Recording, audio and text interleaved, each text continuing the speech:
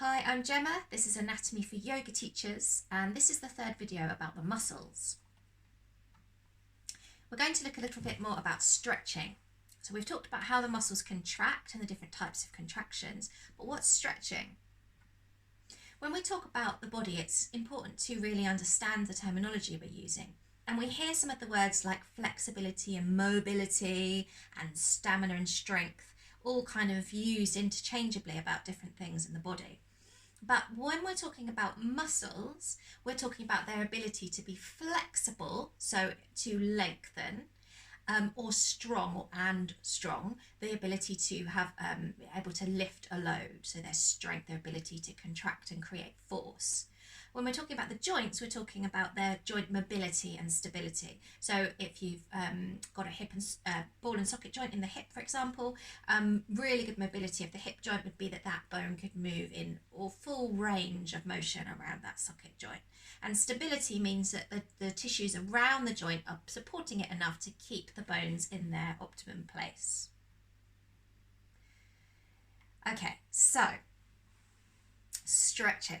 Stretching occurs when the muscle fibers lengthen. And we looked in the last video about how the fibers slide over each other. So what's actually happening when those fibers lengthening is that the fibers are all sliding apart about as far as we need them to be. But you can see if you use your fingers as an example that they can't go any further than their maximum. So once all the sarcomeres have stretched out, we're not actually then going to have any more elasticity in the tissues than that. So stretching is literally the opposite of contracting. So we can't actually make our muscles any longer than they are. We can only encourage them to let go, to relax those protein fibers, to relax so that the muscles can spread, if you like. Those filaments can spread out so we get the longer, leaner muscle. What we are actually training is our nervous system.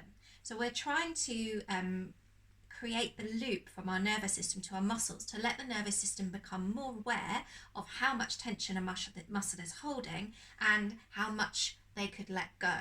So we, over time, with repetition, with noticing, with repeated stretching into particular directions, we improve our stretch tolerance in the body, and that will help to enable the muscles to let go more and those fibers to lengthen out more. So it's not like an elastic band where you just stretch it and the whole fiber will get longer. Actually, we wouldn't want our muscles to be like that because they would fatigue quite quickly and they wouldn't go back in and be strong again.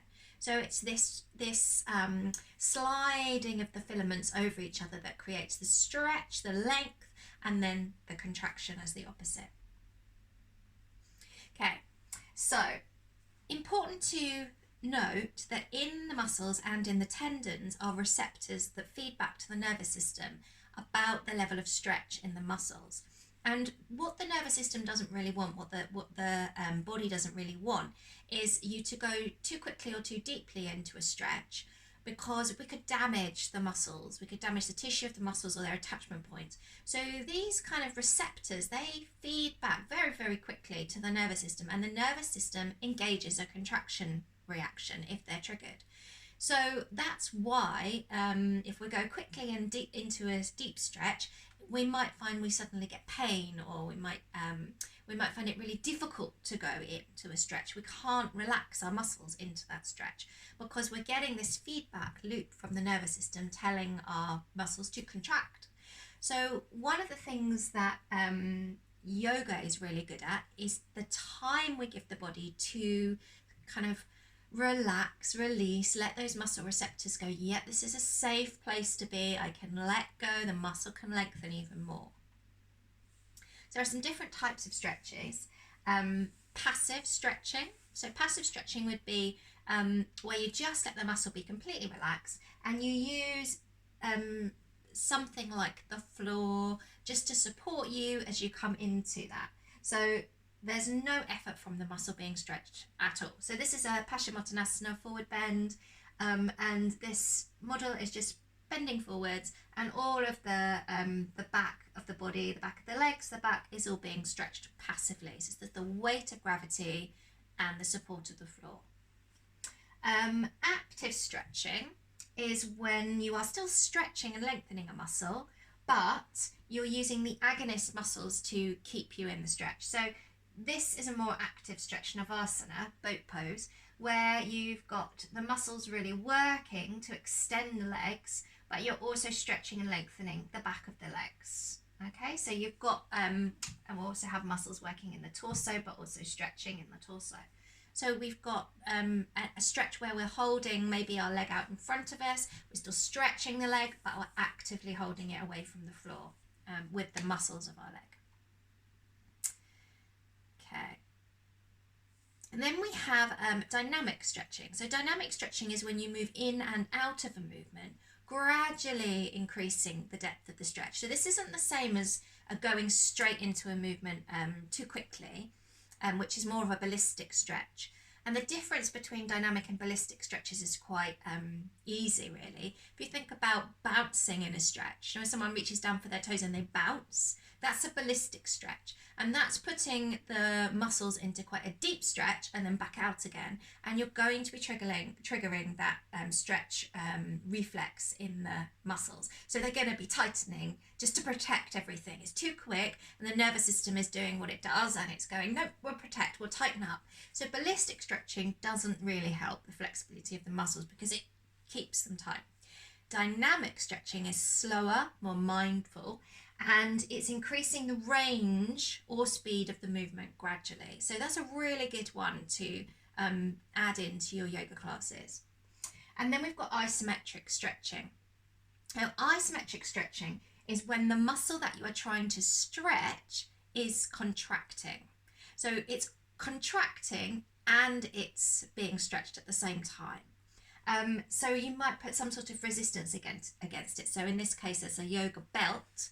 So we're trying to stretch the back of the leg, the hamstrings, maybe also into the calf muscles. But let's think about the hamstrings. So it's trying to stretch the hamstrings, but now we're going to engage the hamstrings by pressing the leg away from us as well.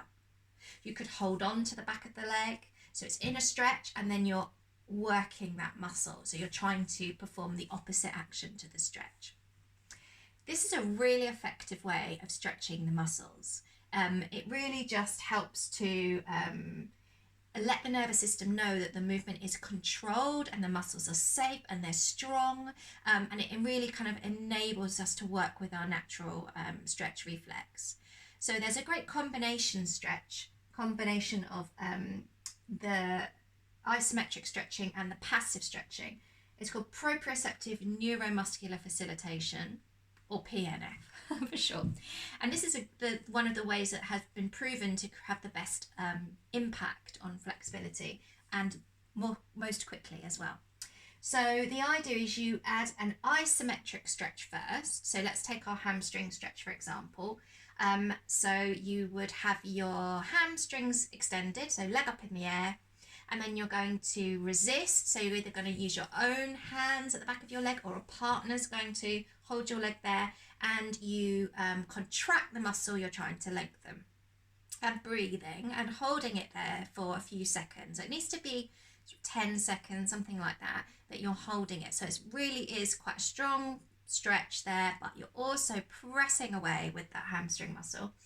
Then you would relax and you would go into a passive stretch. So we're not forcing the stretch, but we're just allowing our leg to, maybe their partner or our own hands, to just gently move passively without too much pressure that limb in towards the body. Then we can go deeper into the passive stretch. So nice and relaxed, draw it in deeper. This is a really great way to increase our flexibility, and this is the example of how you could do it with the muscles of the back here in forward fold, Paschimottanasana. So by holding onto the feet and trying to lift the chest and lengthen the spine, you're resisting the stretch, you're resisting the muscles that you're trying to lengthen are being engaged, the back muscles, and when you relax, you're going into that passive forward fold and coming deeper into the stretch.